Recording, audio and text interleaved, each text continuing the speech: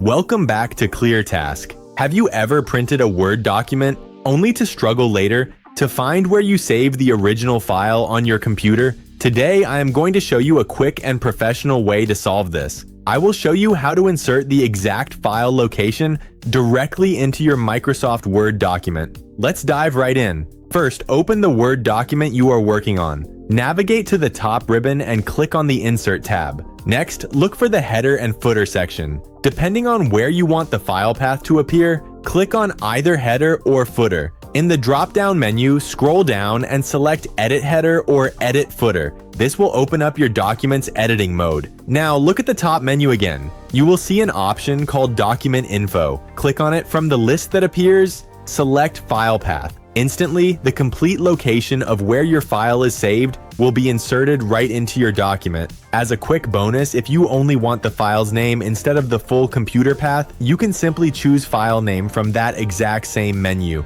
Once you are done, just double-click anywhere in the main body of your document to close the editor. And that is it. It really is that simple. This small step can save you and your team hours of searching for lost files. If you found this tutorial helpful, please give this video a thumbs up and subscribe to ClearTask for more simple, direct, and professional guides. Thanks for watching, and I will see you in the next one.